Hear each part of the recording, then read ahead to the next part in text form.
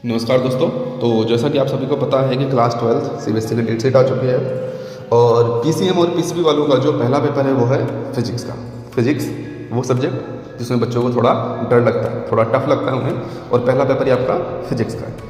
तो ऐसे में जिन बच्चों ने पूरे साल पढ़ाई करी है उनके लिए तो कोई दिक्कत की बात नहीं है, उन्होंने पूरे साल मेहनत करी है, उनका पेपर अच्छा जाएगा। बट हाँ, कुछ बच्चे ऐसे हैं जो पूरे साल थोड़ी मौज काट रहे थे, खेल कूद रहे थे, इंस्टा पे रीलें देख रहे थे, अब उन्हें डर लग रहा है कि यार अब क्या करें, सिलेबस ही नहीं पढ़ा।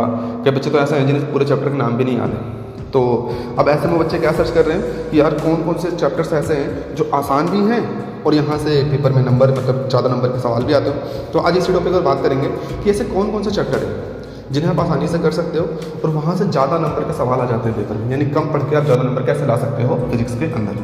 तो चलो भाई बात करते हैं। सबसे पहले क्लास 12 फिजिक्स में पार्ट 2 में लास्ट के 4 चैप्टर हैं, dual nature of matter, atom, nuclei and semiconductor. ये जो 4 चैप्टर हैं ये बहुत ही आसान है और यहाँ से 10 से 12 नंबर तो फिक्स है, मिनिमम है 10 से 12 नंबर, बाकी 15 से 16 नंबर तो बड़े प्यार से और इससे ज़्यादा भी कई बार आ जाता है। और चैप्टर्स बहुत आसान है, थियरी बेस्ड चैप्टर है। हाँ, न्यूमेरिकल आते हैं तो ये गलती मत करना कि सिर्फ थियरी पढ़ के चले जाओ, नहीं, ये 4 चैप्टर तो बिल्कुल अच्छे से करने हैं। बिल्कुल अच्छे से करने का मतलब क्या है कि थियरी पढ़नी है, साथ में न्यूमेरिकल्स की प्रैक्टिस करनी है, जो PYQ है, सैम्पल पेपर है, हर एक चैप्टर पे इन 4 चैप्टर से कम 20-25 क्वेश्चन तो सॉल्व करके ही जाओ।